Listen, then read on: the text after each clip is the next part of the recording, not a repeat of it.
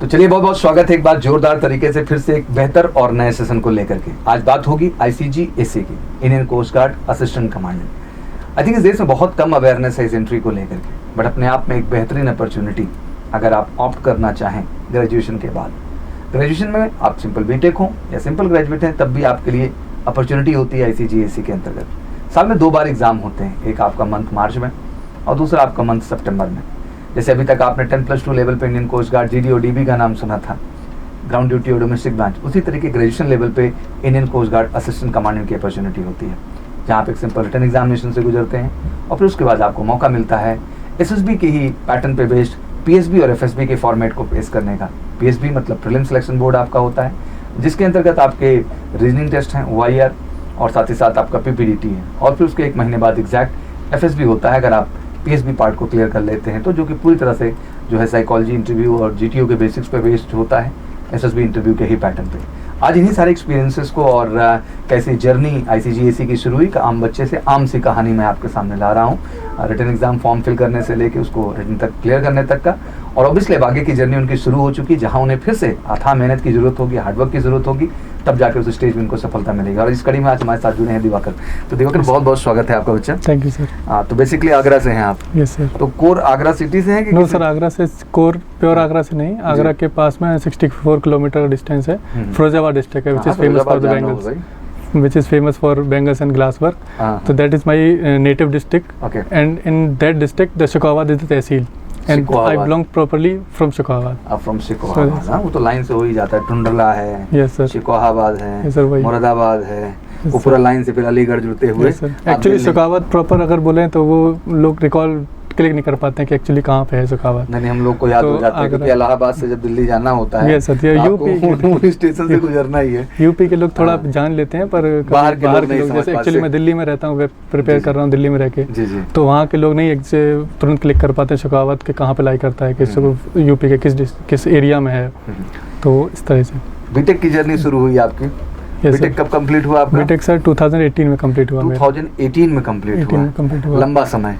तो 2018 से लेके अब तक क्या चल रहा है? सर सिविल सर्विसेज की तैयारी चल रही थी, तो 1 और 2 ईयर तो तैयारी के उसमें रिसोर्सेज में एंड कोचिंग वगैरह होती है, उसमें हो जाता है। Actually I have not done the coaching, I have self prepared. Civil के लिए आपने सेल्फ प्रिपरेशन चुना? यस सर, सेल्फ प्रिपेयर किया। एक्चुअली मैं कोचिंग नहीं करना चाहता था। ऐसा मतलब कोई इंटेंशन इसके पीछे?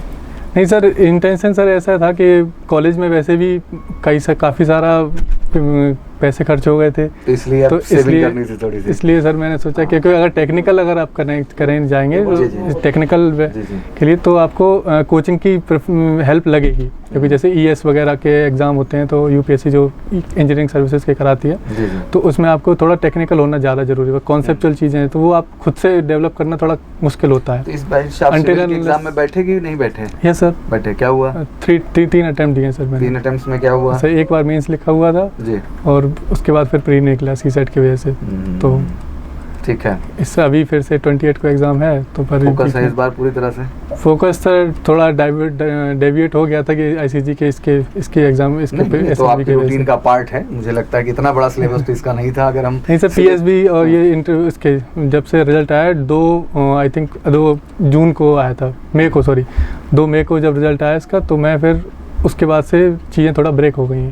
सिविल सर्विस को लेकर फोकस जो है इधर हो गया, डॉक्यूमेंट अपलोडेशन में, मैं समझ रहा हूं। उसके बाद कोचिंग को SSB के लिए देखने में कि कहाँ से करें, चैलेंज तो बड़ा ही होगा थोड़ा सा। चलिए कोई बात नहीं, मैं आशा करता हूँ कि सिविल का 28 का भी एग्जाम आप अच्छा देंगे। तो PSB की डेट क्या है आपकी? सर 10 जून। 10 जून, ठीक है। तो बेसिकली रिटन एग्जाम आपका कंडक्ट हुआ मार्च लास्ट में। Yes sir. अब किसी पर्टिकुलर डेट पे आपका 26 और 28 आई थिंक। 26, 7, 8 था, तो उसमें कोई भी डेट रही हुई। नंबर ऑफ क्वेश्चंस 100 थे आपके सामने। Yes sir, 100 question. लेवल कैसा लगा एग्जाम देने का? सर एग्जाम का लेवल ठीक है, SSC से अगर आप देखें कंपेयर करेंगे तो वो लेवल उतना नहीं है कठिन। एक्चुअली SSC के एग्जाम में जो लेवल होता है ना, वो कठिन इस वजह से क्योंकि उसमें टाइम मैनेजमेंट बहुत ज़्यादा क्रूशियल हो जाता है। टाइम उसमें बहुत कम रहता है, 1 घंटे में आपको 100 क्वेश्चन करने होते हैं, और इसमें आपको 2 घंटे दिए जाते हैं, तो you have ample of time, तो इसमें आप आसानी से कर सकते हैं। 100 में कितने अटेम्प्ट कर दिए होंगे? 100 में लगभग I think 87 I have attempted. Okay, सही कितने थे? 87 मार्क्स नोटेड आउट सर, तो कंफर्म नहीं है कि अभी कितने सही थे कितने नहीं। मतलब एक अनुमान होता है कि हाँ कुछ गलत हुए, इतने सही। Yes sir. तो 87 अटेम्प्ट किए। Yes, sir. Arithmetic part, reasoning का पार्ट, रीजनिंग, जीके का पार्ट, यस सर, और जनरल साइंस का पार्ट, सब पे कमांड कर रखी थी। कुछ तैयारी की थी कि डायरेक्ट बस बैठ गए एग्जाम? ये सर तैयारी तो अब जैसे सिविल सर्विस की तैयारी कर रहे हैं तो उसमें सी सेट भी आता है, तो मैथ उसी से हो जाता है लगभग, है ना। और साइंस का बैकग्राउंड ऐसे था कि इंजीनियरिंग की हुई थी और 10th में किया था वही, और जीएस भी उसी से सिविल सर्विस से कंप्लीट है, तो बस वही चीज़ है। और इंग्लिश में?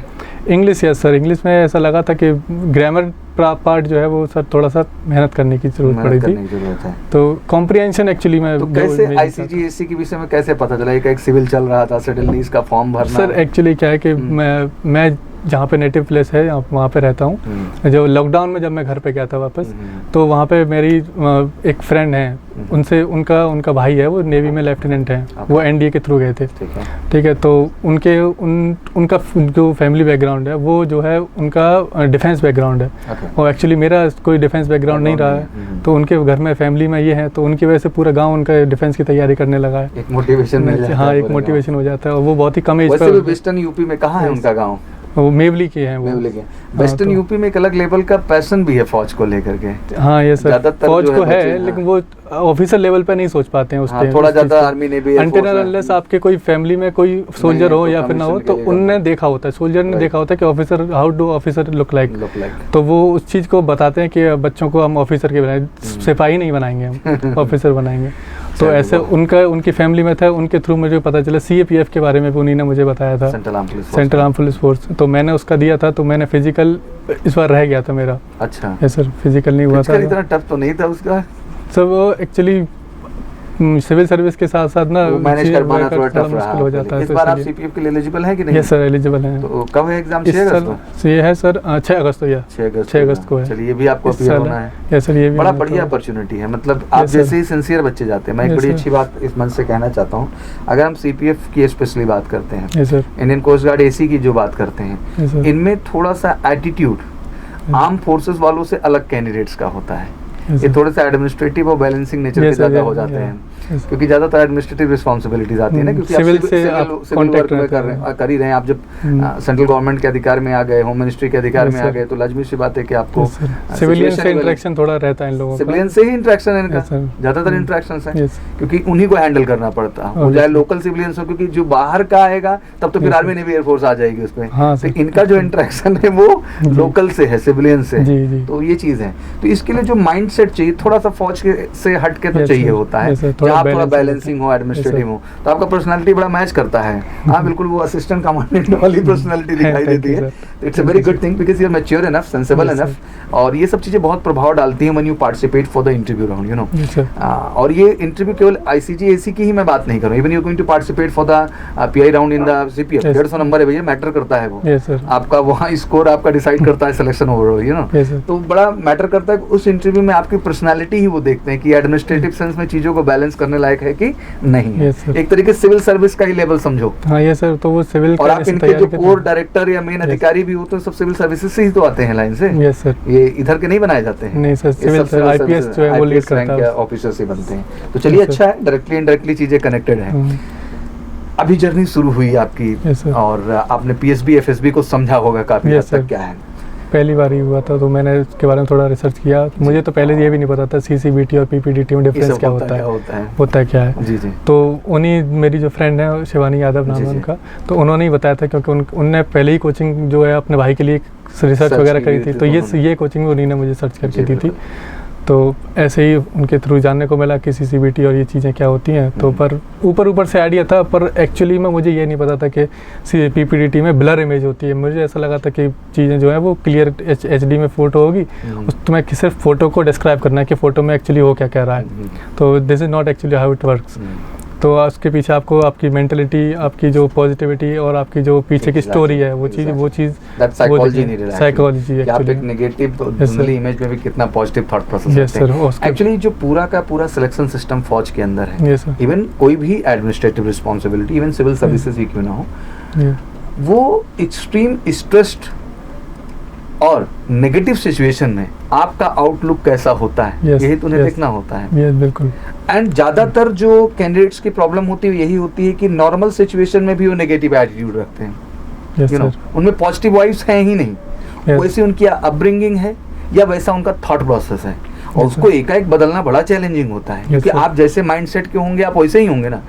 And being a true leader, being a officer, you can't be like that. आप तो मतलब कहते हैं ना, गोली लगने के बाद भी मुस्कुराने वाला आदमी चाहिए। असल में फौजी तो वही है, लाख दंगे चल रहे हैं, फसाद चल रहे हैं, उसमें भी कितना काम। अब पता है दंगा चल रहा हो, खुद ही एटीट्यूड खो दिया अपना, तो कंट्रोल क्या करेगा बैठ के वो। तो बहुत काम और बहुत ही बैलेंस एटीट्यूड चाहिए होता है, and that's the role of officers. यही रोल है ऑफिसर, स्पेशली असिस्टेंट कमांड में बात कर रहा हूँ, क्योंकि इनकी भी रिस्पॉन्सिबिलिटी ऐसे है। सीआरपीएफ कंट्रोल है, आप सीआरपीएफ हेड बनते हैं सीपीएफ के थ्रू, तो रिस्पॉन्सिबिलिटी वैसे ही है।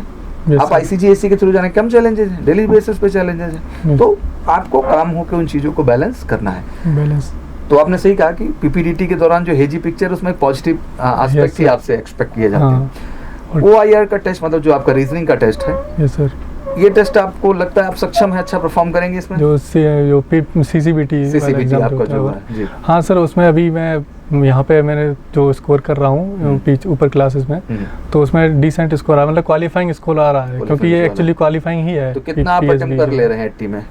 80 में एक्चुअली इसमें नेगेटिव मार्किंग नहीं है, तो सर का कहना है कि सारे अटेम्प्ट करो, करना तो सारे ही है, पर करना सारे ही है। पर जो सॉल्व करने के बाद जो हो रहा है ना, वो एक्चुअली लास्ट जो सेक्शन है, 7th सेक्शन है, जो वो थोड़ा सा टफ पड़ रहा है, बाकी चीजें हो जाती है। बहुत बढ़िया, but ultimate practice is important. इसके लिए जो सबसे इम्पोर्टेंट हम मानते हैं practice, practice and practice. And you'll get enough practice, don't worry about it. उतनी प्रैक्टिस हम आपको दे देंगे, और स्वयं भी बहुत प्रैक्टिस आपको करनी होगी, तभी जाके आप बेटर कर पाएंगे।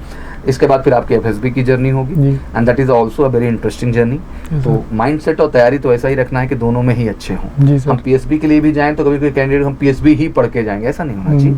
आप एफएसबी के विषय में भी जानते हैं, यू नो, वो भी आपके अंदर एक पॉजिटिव एटीट्यूड जनरेट करता है। वो तो ठीक है, फिर 1 महीने का टाइम तो मिलता ही, उसके बाद तो आगे फोकस करेगा ही कैंडिडेट हमारे साथ, that's not a issue, but दोनों ही एस्पेक्ट पे आपको पकड़ के चलना है। नहीं, बहुत अच्छा लगा दिवाकर आपसे बात करके, very genuine guy, and be positive with the life, and you have enough to achieve. अभी आप जैसे ही सिंसियर लोगों की एक्चुअल में ज़रूरत है आईसीजीएससी और सीपीएफएसी में, मैं ऑनेस्टली बोल रहा हूँ आपको। बस अब आपको ये है कि काम करना है, कि उन सारी चीज़ों पे आपको बेहतर होना है खुद को लेकर के, जो वहाँ एक्सपेक्टेशन है, यू नो, और बहुत ही रियल, नेचुरल और पॉजिटिव एटीट्यूड के साथ आप पढ़ेंगे, and you will do that, you will really make it better. Exactly, बहुत अच्छा लगा आपसे बात करके, and you such a sincere guy and deserving to.